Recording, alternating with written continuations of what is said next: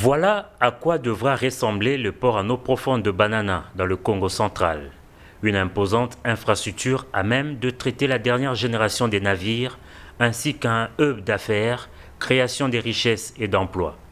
Ce mardi, dans la cité côtière du Congo central, des études approfondies pour la construction de ces ports ont été lancées. La première phase va consister à 600 mètres de quai et derrière, il y aura des terrains de stockage qui seront à peu près d'une trentaine d'hectares pour stocker les conteneurs.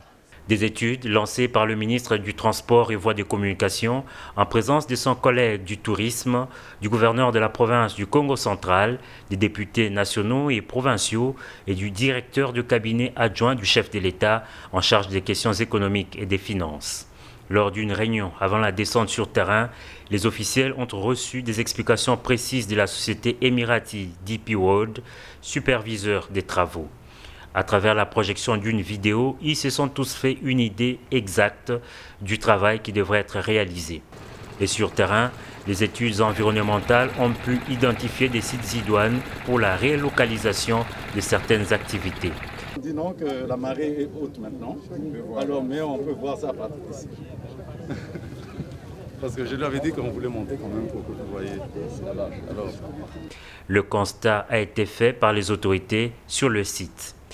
Au regard de nombreux aménagements attendus pour ce grand projet, la délégation a été conviée à une randonnée sur le majestueux fleuve Congo.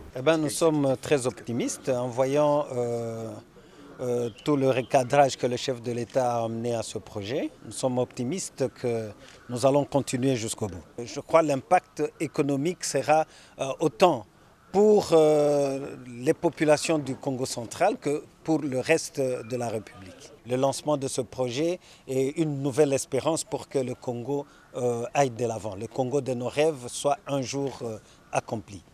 Ce qui était considéré comme étant un rêve pieux devient réalité grâce à la détermination et à la volonté du président Félix Antoine Tshisekedi Tshilombo. Nous ne pouvons que le remercier pour ça.